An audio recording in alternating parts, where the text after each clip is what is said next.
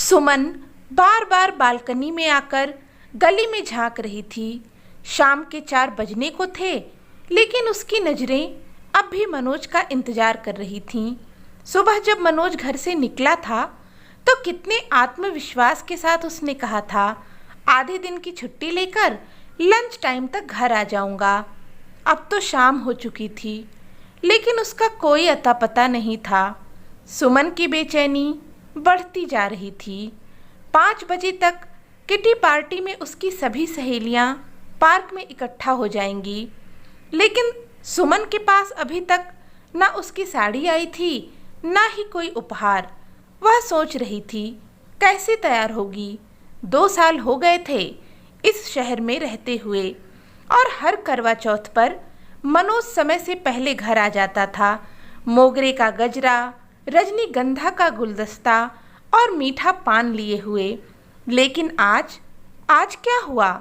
Dressing table के सामने खड़ी सुमन की नजरें अपने ही अक्स से टकराईं, मानो वह खुद से सवाल कर रही हो, क्या सच में नहीं जानती क्या हुआ? उसे खुद पर गुस्सा आ रहा था। मनोज की स्थिति और उसकी जिद दोनों ही सामने थीं। मनोज चाहकर भी महंगे उपहार नहीं ला सकता था, क्योंकि अभी तक फ्लैट के लोन की भारी किश्तें चल रही थीं। लेकिन उस वक्त उसे न जाने क्या हो गया था, जो उसने कह दिया था, अगर निभा नहीं सकते तो शादी क्यों की मुझसे? मेरे मन का आज तक का कुछ किया है क्या? मनोज की उदास आंखें याद आ रही थीं, जब उसने कहा था कुछ कोशिश करूँगा। सुमन को अब भी अपनी कही बातें चुभ रही थीं। फ़ोन भी कई बार लगाया, लेकिन नेटवर्क क्षेत्र से बाहर बता रहा था। अचानक कॉल बेल की आवाज़ ने उसे वर्तमान में खींच लिया। दौड़कर दरवाज़ा खोला तो देखा एक अजनबी हाथ में कुछ पैकेट्स लिए खड़ा था। मैडम, साहब ने भिजवाया है, उन्हें आने में देर होगी, अजनबी ने कहा। सुमन ने झट से पैकेट्स ले लिए और दरवाज़ा बंद कर दिया। अंदर आकर पैकेट्स खोले तो देखा एक सुंदर लाल रेशमी साड़ी और जगमग करता हीरो का सेट था। ओह, तो ये बात है, सुमन के मन में ख्याल आया। सहेलियों की बातें कानों में गूंज रही थीं। इन पतियों की जेब ढीली करवाने के लिए उंगली टेढ़ी करना जरूरी है। अपनी खुशी से कौन कुछ देता है? सुमन ने जल्दी जल्दी तैयार होकर साड़ी पहनी और गहने पहने। ड्रेसिंग टेबल के सामने खड़ी हुई तो खुद को देखकर मोहित हो गई, लेकिन कुछ कमी महसूस हो रही थी। ओह, आज मोगरे का गजरा तो भेजा ही नहीं मनोज ने। उसने सोचा, रजनीगंधा की खुशबू भी गायब थी, जो हर करवा चौथ पर घर को महकाए रखती थी। लेकिन सहेलियों को उपहार दिखाने की खुशी में उसने इन सब बातों पर ज़्यादा ध्यान नहीं दिया।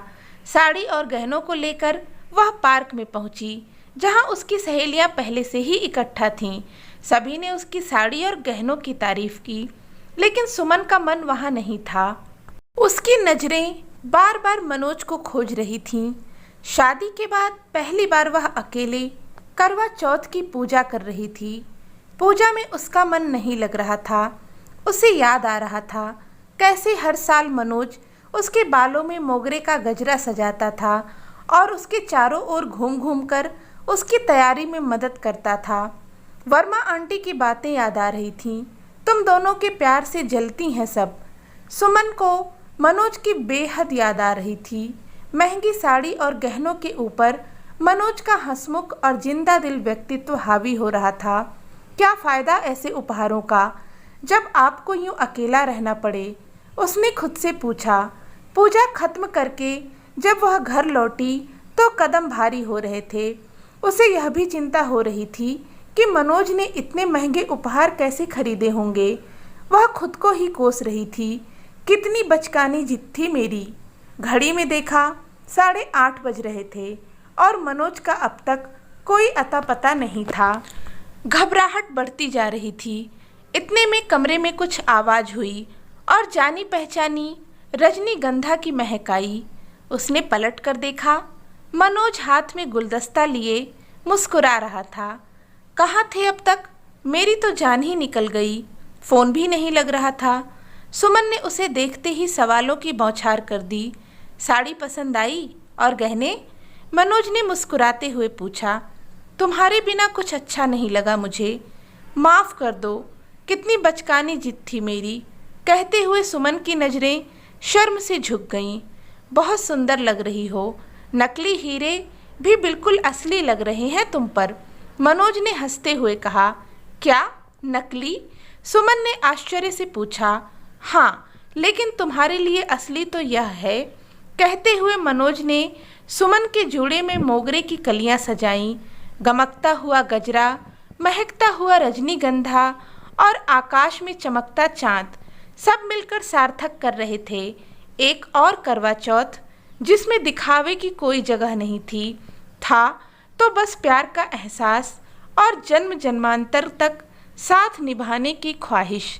तो दोस्तों, आज के इस दिखावे के ज़माने में लोग अपना प्यार कहीं ना कहीं पीछे छोड़ जाते हैं।